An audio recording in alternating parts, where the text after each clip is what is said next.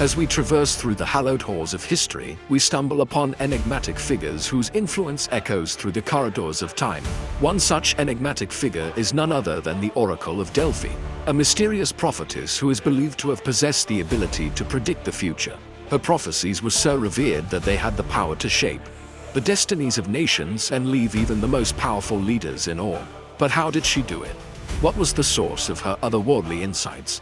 Let's dive deep into the life and times of the Oracle of Delphi and uncover the secrets behind her cryptic predictions. But before we begin our journey into the world of ancient prophecies, I invite you to stay tuned for more fascinating historical tales. Now let's embark on this captivating adventure. Delphi, nestled amidst the rugged slopes of Mount Parnassus, was more than just a sanctuary. It was a nexus where the boundaries between the mortal and divine seemed to blur. Here, amidst the whispering trees and ethereal mists, resided the Oracle of Delphi, a title bestowed upon women believed to be conduits of prophecy. They were the mouthpiece of the gods, their pronouncements shaping the course of ancient history. Our journey begins with Pythia, a priestess at the Temple of Apollo. Her name, synonymous with the oracles, became a beacon for those seeking divine guidance. But it was her alleged possession by the god Apollo that made her prophecies so compelling. As Apollo supposedly inhabited her body, Pythia entered a trance-like state, uttering cryptic messages that were later interpreted by priests. These prophecies, often veiled in ambiguity, were believed to hold the key to the future, influencing decisions that shaped empires. The process by which these prophecies were delivered was nothing short of mesmerizing. Pythia, during her trances, would speak in a language that was not her own, a tongue believed to be that of the god. This linguistic phenomenon, known as glossolalia, was seen as a sign of divine possession. Her words, initially incomprehensible, were then translated by priests into the common tongue, shaping them into pronouncements that mortals could comprehend. These translations, however, were not mere linguistic exercises. They were acts of interpretation that added another layer of complexity to the prophecies. For the priests were not merely translating words, they were interpreting divine messages. One of the most famous examples of this was the prophecy delivered by Pythia regarding Croesus, the last king of Lydia.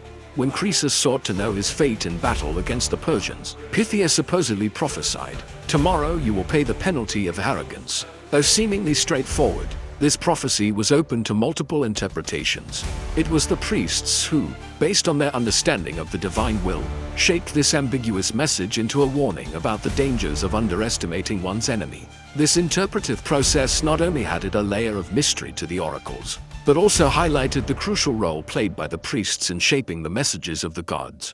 The allure of Delphi, however, lay not just in the method of prophecy delivery, but in the content. The prophecies themselves were believed to hold the key to understanding the divine plan, offering guidance to those who sought it. These prophecies were not mere predictions, they were divine messages, a form of communication from the gods to the mortals.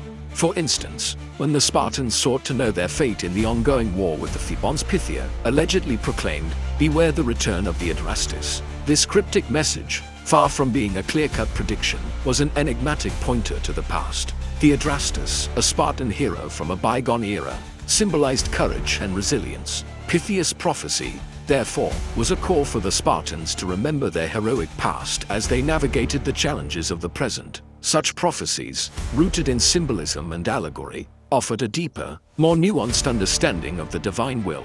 They were not just predictions, they were lessons, reminders and warnings from the gods. The significance of Delphi in ancient Greece cannot be overstated.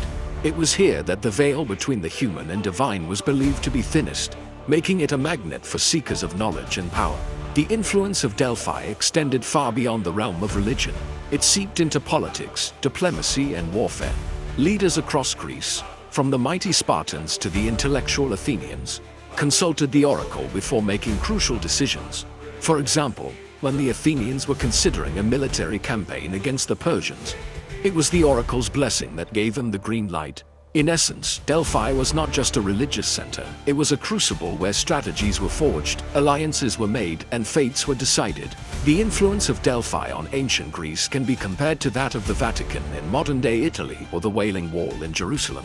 Just as these sites hold immense religious and political importance for Christians and Jews respectively, Delphi held a similar status for the Greeks. It was a place where the supernatural and the mundane intertwined, where the whispers of the gods were believed to guide the actions of mortals. However, the decline of Delphi mirrored the fall of ancient Greece itself. As the Roman Empire cast its long shadow over the region, Delphi's prominence gradually faded.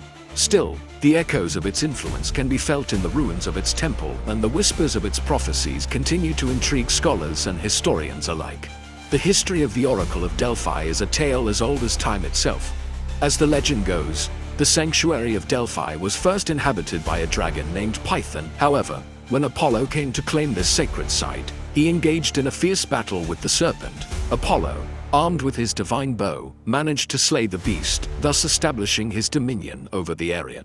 To commemorate this victory, he built a temple that soon became the center of a cult dedicated to him. In Greek mythology, Apollo was more than just a god.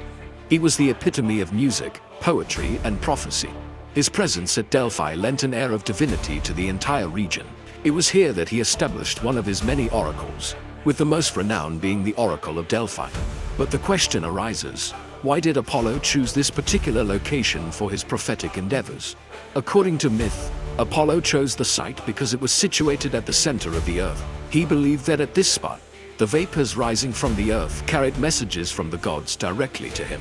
This belief lent an air of authenticity to the prophecies that originated from Delphi, making them all the more influential. As the worship of Apollo grew, so did the importance of the Oracle of Delphi. People from all over Greece and beyond began to flock to Delphi, eager to hear what the gods had in store for them.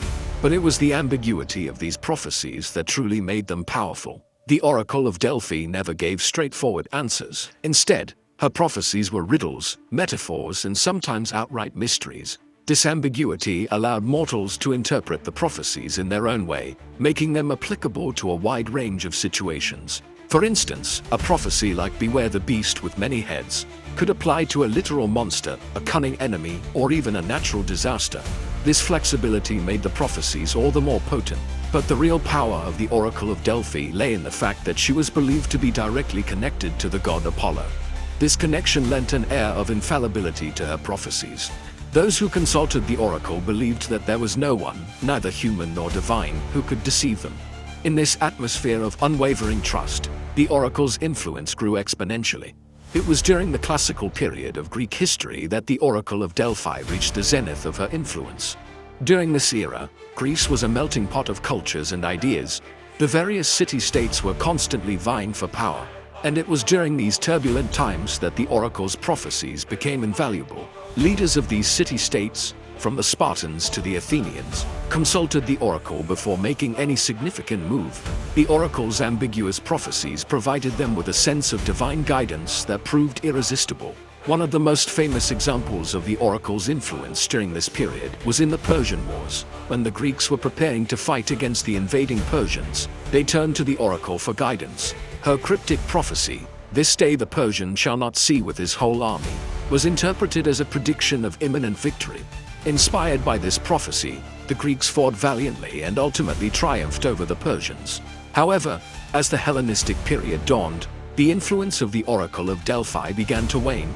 As the Greek world was absorbed into the Roman Empire, Delphi, along with many other Greek institutions, lost its prominence. Yet the echoes of the oracle's prophecies continued to resonate throughout history, serving as a reminder of a time when the ancient Greeks believed that their every move was guided by the whims of the gods.